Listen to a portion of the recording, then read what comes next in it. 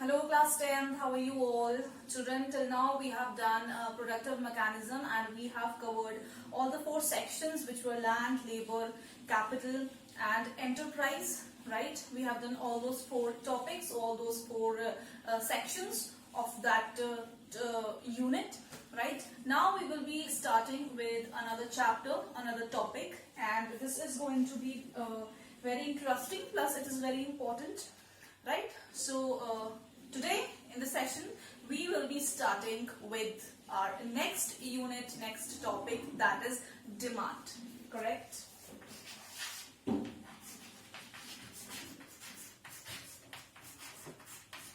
That is demand. Now in this, firstly we are going to do the introduction part, the introductory part, and then we will move further to the theories of demand, laws of demand, etc, etc, right?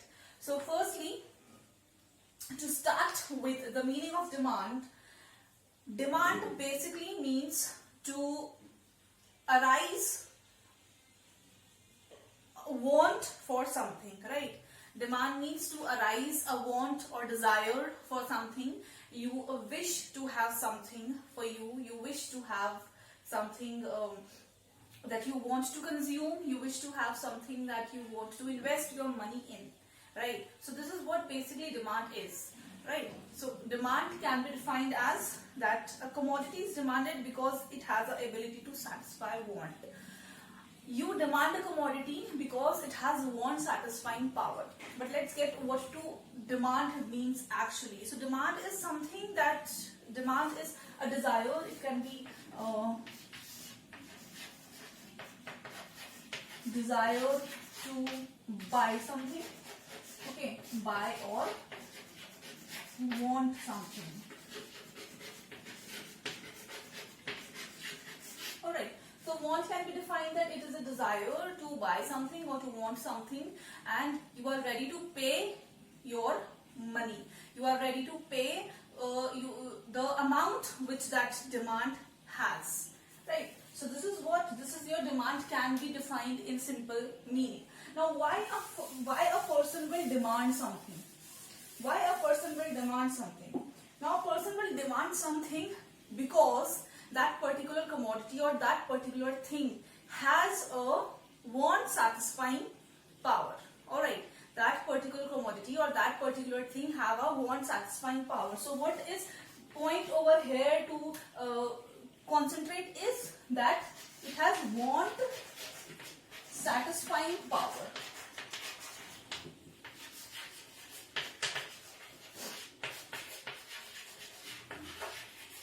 It has want satisfying power. It has something that it will satisfy the person who is demanding for that commodity or is wanting that commodity. Now it can be different because a person who is demanding for alcohol, it has want satisfying power. That alcohol has want satisfying power for that alcoholic, right? But for me, for you, that portion does not have any want satisfying power because it does not satisfy us. If we do not want that, we do not need that.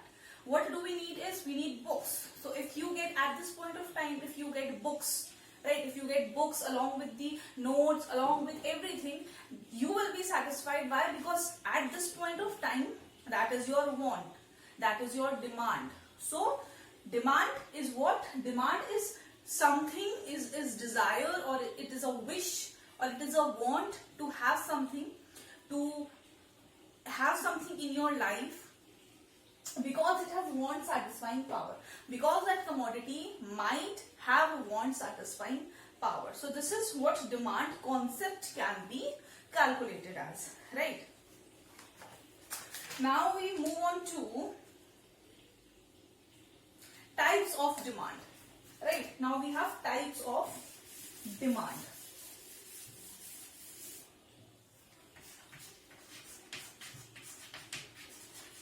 We have types of it. First is income demand. Alright, first is income demand. I am denoting demand with D. Okay, first is income demand. Now see, income demand means that you are generating a demand for something according to your income. Okay, It means that when the demand for any commodity depends only on the income of the consumer, it is called income demand. It is when only restricted because of the income, right? Your income is increasing, you will demand for something good. Your income is decreasing, you will demand for something which is of maybe low quality or maybe low prices, because your pocket is not allowing you to spend that much. So income demand is what? Income demand is demand occurring or demand generating according to the income of the consumer. Second is cross demand.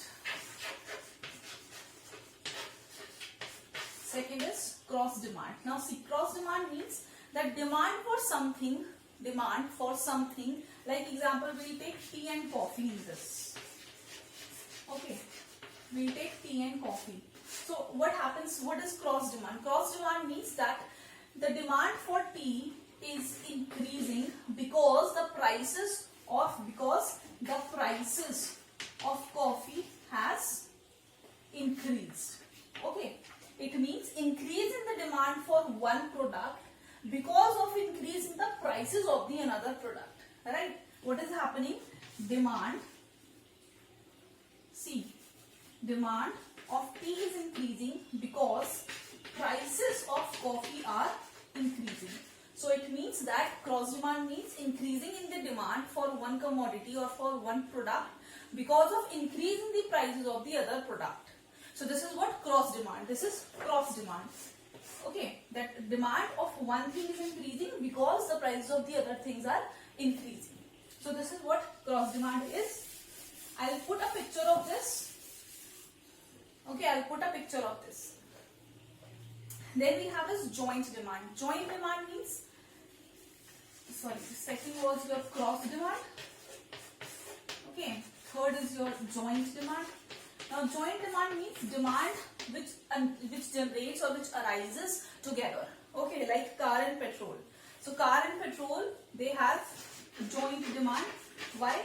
Because if petrol is not there, car is of no use, and if car is there, petrol is of no use. If car is not there, petrol is of no use, and if petrol is not there, car is of no use. So these are what? This is joint demand because they are demanded jointly. If one is required, the other will definitely be required. Fourth type of demand is direct demand. Okay, direct demand. Direct demand means demand for something which is generating directly. Right? Demand for something which is generating directly. It is directly used for the consumption. Okay, it is directly used for the consumption. Like example, water. You demand for water, you do not have to make water, you do not have to process water. You demand for water, either you pay for it or you go to your kitchen and you just have a glass of water, and that is direct demand. It is directly used for consumption. Okay, so anything which is used directly, which is used for the direct consumption, that is your direct demand. Fifth we'll do is derived demand.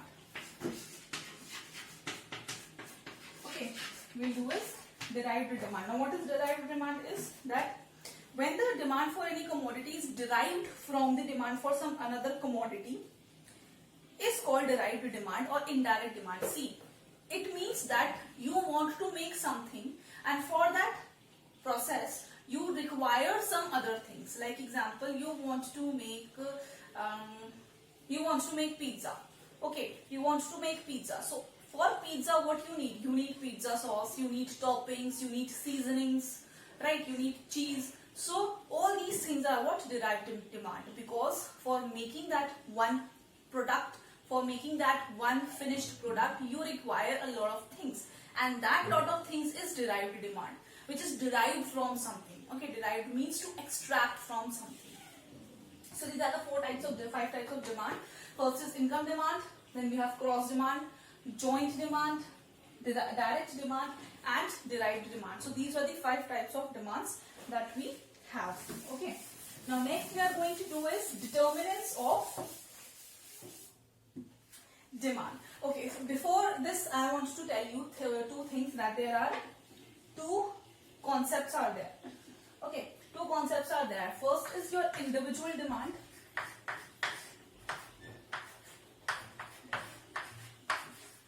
Individual demand, and then you have is market demand. Okay, so see what it does. Individual demand means. Okay, this is your demand. Now see, what does individual demand means? Individual demand means demand of a single person. Okay, it means demand of a single person or household. Okay, this HH is for household. So individual demand means demand for a single person or demand of a single household, whereas market demand means demand of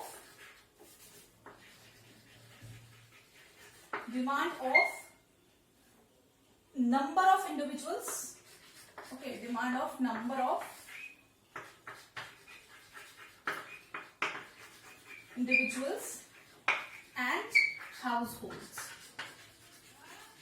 Okay, so we will be discussing on these topics also, so that is why I have explained you this, that there are individual demands and there are market demands. So what is individual demand? Individual demand means demand of a single person or of single household, whereas market demand means demand of number of people, number of individuals or number of household, right? So we can say that a combination or a sum of individuals gives you market demand, means A plus B plus C plus D, that will give you market demand. But though if this is getting a little difficult for you to understand, then just keep it right straight, that individual demand means demand of a single person or demand of a single household, whereas market demand means demand of number of individuals and household. Okay, I'm running short of breath while speaking.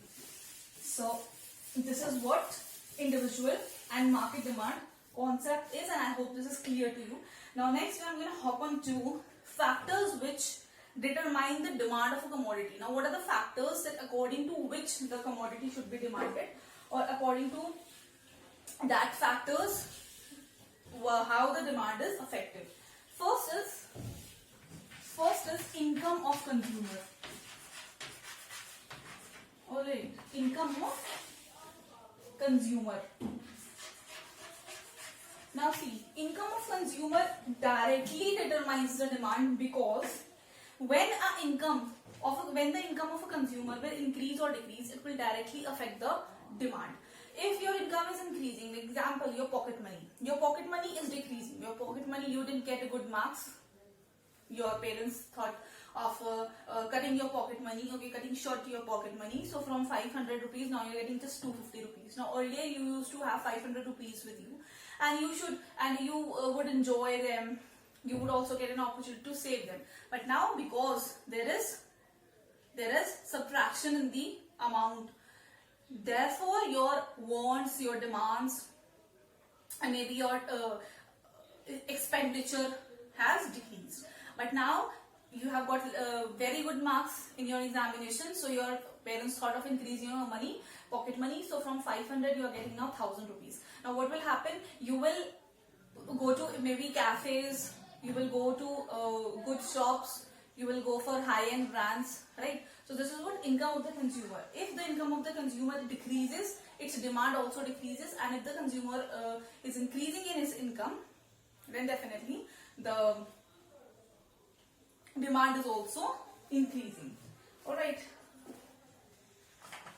Next we have is price of a commodity. Right. Next we have is price of a commodity.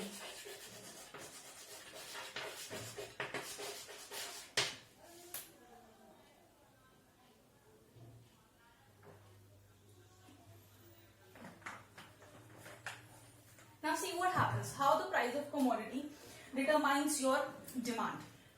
See, if the price of a particular commodity also determines the demand for the commodity, given the money income of the consumer, and increase in the price level reduces the purchasing power of the consumer, and vice versa. Now see, what is purchasing power?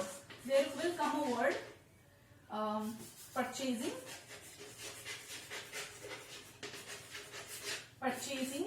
power. So what does this word means? It means ability to purchase something. Okay, it means ability to purchase. It means ability to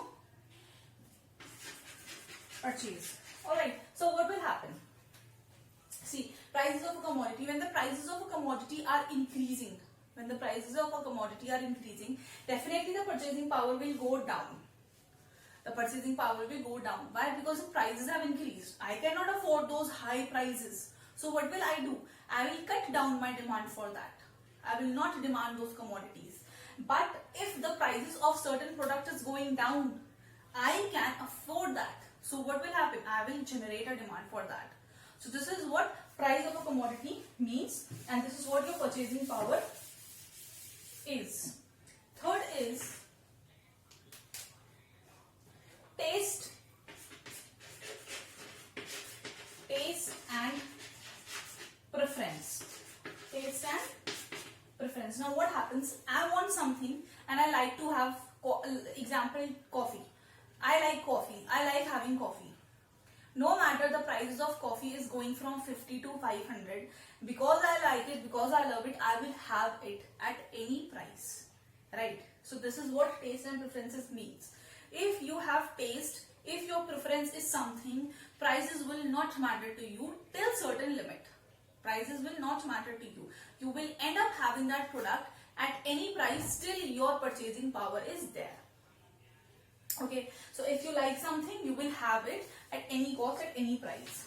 Fourth is the prices of related commodities. See, prices of related commodities. Now, related commodities. Now, there are two concepts in this. I want to explain you this. For that, I am rubbing this.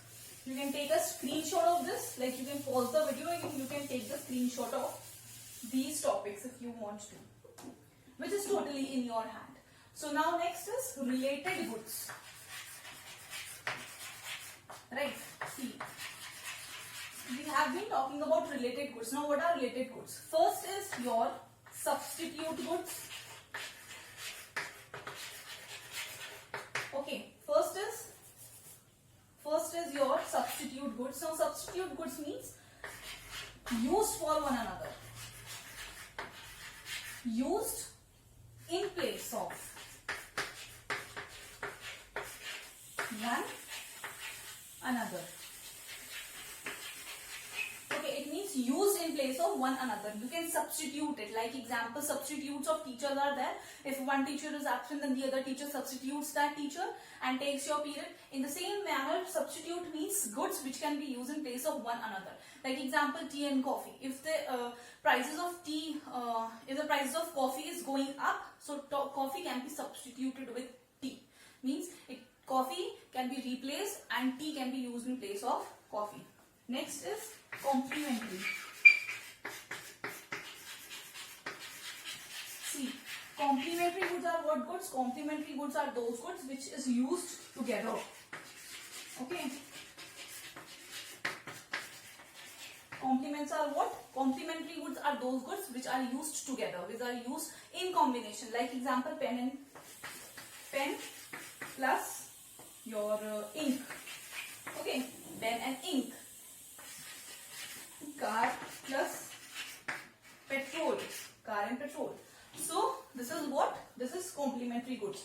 So what happens? These are related goods. So what happens in case of related goods? In this case, these are the two cases, and with the prices increase or decrease in these cases, what will happen? If the prices of coffee is going up, people will jump from coffee to tea. If the prices of pen is going up, ink demand will go down. If the prices of petrol is going up, car prices will come down. So this is what were the factors which determine or which affect your demand of a commodity. Now till now we have done 3 topics. I hope this was clear to you. I'll try to put a few notes that I have made for you at the end of the video, and I'll catch you later. Till then, take care. Bye bye.